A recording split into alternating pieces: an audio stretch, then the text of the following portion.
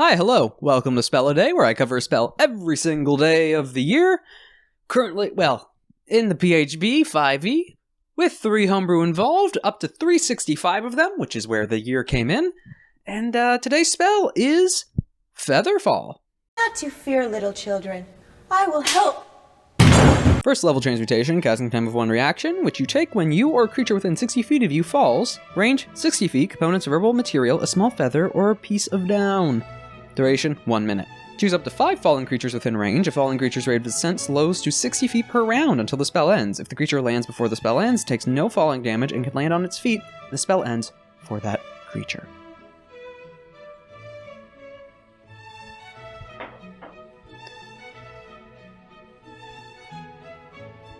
What if someone else jumps on them? So, Featherfall. Always a good backup, and why I think Fly should not also have this baked in. Or not why, but another reason.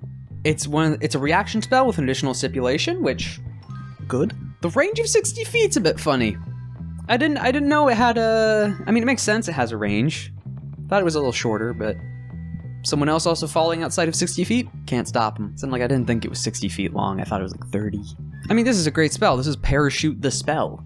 You cast this, your descent slows to 60 feet, which honestly is still pretty fast, but it guarantees your safe landing. There's no upcasting to target additional targets, but 5 creatures is pretty decent. The funny thing is it still has a duration, which makes sense, so you can't, like, in an infinite pit or a super tall from the atmosphere fall for that long. It stops you in that regard, so you actually still have to time it. But because of its reaction nature, you can technically do it whenever you're just about to get close to ground, or when you're even within 60 feet per round, still within a minute of actually hitting the ground. Virtually, it's...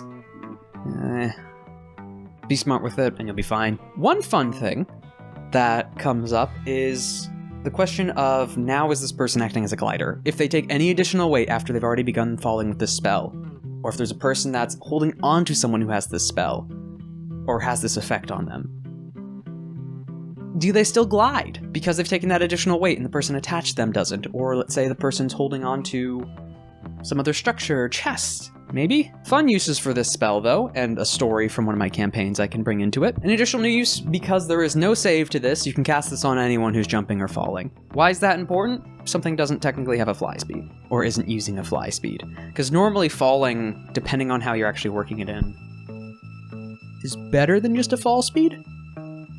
Hear me out. In one of my campaigns, there's these giant half-bat creatures, maybe vampire-influenced. One of their strategies was swooping down, grabbing one of the players, going up, and then dive bombing. AKA not flying, because their flying speed, while fast, they could fly higher, and then just drop, because the falling in 5e is faster than some flying speeds. Right before they hit the ground, they drop whatever their target is, and just smash them against a stone. And then pick apart the remains after. Very brutal creatures. I think we lost a player that way? We almost did. Well, technically did. Oh no, we did. We lost a player that way. One of the other players, during this descent, because both creatures were falling, had cast Featherfall, which meant now, on themselves, and then also the bat creature. Because there's no save, there's no limit. You can cast this on whoever. You can save someone from jumping off a building. You can stop a monster from just strictly dive bombing you or dive bombing one of your friends. It's pretty good. Because also, whenever you're falling, you just end up, you always land on your feet and take no fall damage. Now, to be fair, once they actually landed, it was still angry and still bashed its head against it with just its limbs, but it didn't add any of the falling damage ahead of time, which would have, oh god. But if you have any DMs that are a big fan of having certain flying creatures pick people up and drop them, listen, Birds of Prey do this in real life. Some monsters are likely to do it as well. Listen, cliffside engagement, griffins, have fun. I'd have to give Featherfall a 9 out of 10. It's first level, just always good to have. It's always good to have in your back pocket a parachute spell. World building wise, would everyone have this?